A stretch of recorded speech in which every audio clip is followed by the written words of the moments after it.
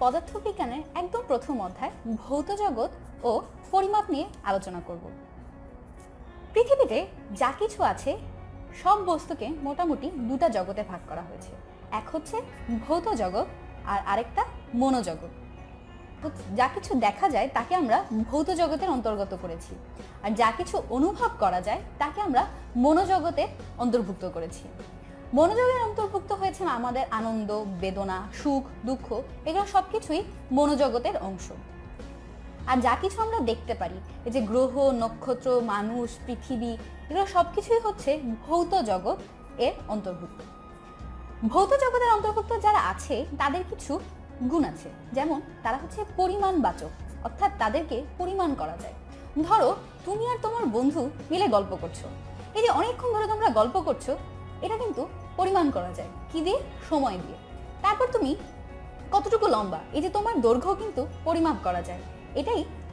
এর জন্যই তুমি হচ্ছে ভৌত জগতের অন্তর্গত। আরো একটা জিনিস হচ্ছে ভৌত জগতের সবকিছু সূত্র মেনে চলে। এদের প্রত্যেকের আচরণকে কিছু সূত্র দিয়ে মেনে চলা যায়। ধরো পৃথিবী এই যে সূর্যের চারিদিকে ঘুরছে, এই ঘূর্ণনও কিছু সূত্র মেনে চলে। তাহলে আমরা দেখলাম যে যাদেরকে পরিমাণবাচক, অর্থাৎ যাদেরকে পরিমাণ করা যায় এবং যারা সূত্র মেনে চলে, তারাই হচ্ছে এই ভৌত জগতের অন্তর্গত। ভৌত জগৎ নিয়ে বিজ্ঞানের যে শাখায় আলোচনা করা হয় তাকে পদার্থ বিজ্ঞান বলা হয়ে থাকে। অর্থাৎ পদার্থ বিজ্ঞান হচ্ছে সেই আলোচনা যেখানে ভৌত জগৎ নিয়ে আলোচনা বা চিন্তা ভাবনা করা হয়ে থাকে। পদার্থ বিজ্ঞান শব্দটি এসেছে হচ্ছে একটা গ্রিক শব্দ থেকে। এই শব্দটা হচ্ছে ফুসিস। গ্রিক শব্দ ফুসিস থেকে পদার্থ বিজ্ঞান শব্দটা এসেছে। ফুসিস শব্দের অর্থ হচ্ছে প্রকৃতি। এখন বলতে পারো যে ভৌত জগৎ নিয়ে আলোচনা করা হচ্ছে সেই বিজ্ঞান, সেটা কেন প্রকৃতি থেকে আসছে? আসলে ভৌত জগৎই কিন্তু প্রকৃতি, তাই না? পদার্থ বিজ্ঞানে আলোচনা করা হয় মূলত পদার্থ আর শক্তিকে নিয়ে।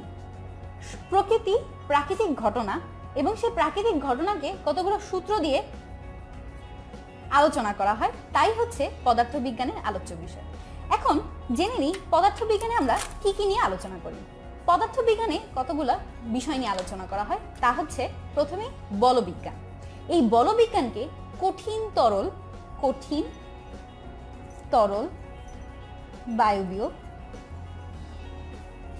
এই সবগুলো পদার্থের উপর বল কেমন হবে তা নিয়ে আলোচনা করা হয়ে থাকে। তাপ ও তাপবিজ্ঞান। তাপবিজ্ঞান নিয়ে মূলত তাপবিজ্ঞানে আলোচনা করা হয়ে থাকে। তাপ কিভাবে সঞ্চালিত হবে, তাপ কিভাবে প্রভাবিত হবে, এগুলো সবকিছুই তাপবিজ্ঞান বা থার্মোডাইনামিক্স নিয়ে আলোচনা করা হয়ে থাকে। শব্দ বিজ্ঞান, নাম থেকে বোঝা যাচ্ছে যেখানে শব্দ নিয়ে আলোচনা করা হয়ে থাকে। আলোক বিজ্ঞান, আলোর ফলে কিন্তু আমরা এই সুন্দর পৃথিবীটা দেখতে পারি। আগে মানুষ ধারণা করতো যে মানুষের চোখ থেকেই হচ্ছে আলো বের হয়, তখন আমরা দেখতে পারি। কিন্তু পরবর্তীতে জানা গেল চোখ থেকে আলো বের হয় না। যদি চোখ থেকে আলো বেরই হতো, আমরা কিন্তু অন্ধকারেও দেখতে পারতাম। কোনো বস্তু থেকে আলো এসে যদি আমাদের চোখে এসে পড়ে, তখনই আমরা সেই বস্তুটা দেখতে পারি। তাহলে এই যে আমরা কিভাবে দেখছি বা আলো বিভিন্ন সূত্র বা আলোর আচরণগুলো নিয়ে পদার্থ বিজ্ঞানের যে শাখায় আলোচনা করা হয় তাকে হচ্ছে আলোক বিজ্ঞান বলা হয়ে থাকে। আরেকটা শাখা হচ্ছে তাড়িৎ চুম্বক। তড়িৎ ও চুম্বক, এদের মধ্যে সম্পর্ক কেমন, এরা কিভাবে উৎপাদন হয়, এগুলো সবকিছুই হচ্ছে তাড়িৎ চুম্বক বিজ্ঞানে আলোচনা করা হয়ে থাকে। কঠিন পদার্থের অবস্থা, কোনো কঠিন পদার্থের গঠন কেমন, সেটা আচরণ কেমন, এগুলো সবকিছুই কঠিন পদার্থের অবস্থা নিয়ে আমরা আলোচনা করে থাকি। আর সবচেয়ে পদার্থ বিজ্ঞানের একদম নতুন যে অংশটা, সেটা হচ্ছে আধুনিক পদার্থ বিজ্ঞান। আলবার্ট আইনস্টাইনের আগ পর্যন্ত যে বিজ্ঞান ছিল তাকে আমরা সনাতন পদার্থ বিজ্ঞান বলতাম বা নিউটনীয় বিজ্ঞান বলতাম।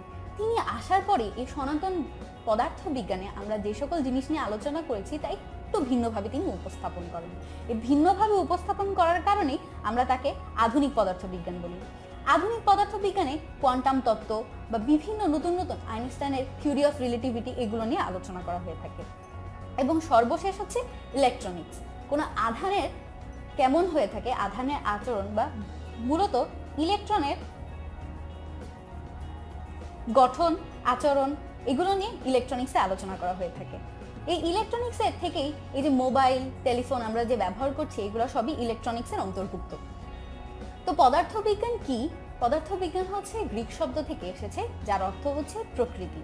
প্রকৃতির প্রত্যেকটা ঘটনা বিভিন্ন পর্যালোচনা বা তত্ত্ব দিয়ে আলোচনা করা হয় বিজ্ঞানের যে শাখায়, তাকে আমরা পদার্থবিজ্ঞান বলছি। পদার্থবিজ্ঞান অনেকগুলো বিষয় নিয়ে আলোচনা করে, তা হচ্ছে বলবিজ্ঞান, তাপ ও তাপগতি বিজ্ঞান, শব্দ বিজ্ঞান, আলোক বিজ্ঞান, তাড়িৎচুম্বক বিজ্ঞান, কঠিন পদার্থ, আধুনিক পদার্থবিজ্ঞান আর ইলেকট্রনিক্স। এসব কিছু নিয়েই বর্তমানে পদার্থবিজ্ঞান গঠিত। তাহলে ভৌত জগৎ কি আর পদার্থবিজ্ঞান সম্পর্কে নিশ্চয়ই তোমাদের একটা খুব ভালো ধারণা হয়ে গেছে। আজকে এখানেই শেষ করছি।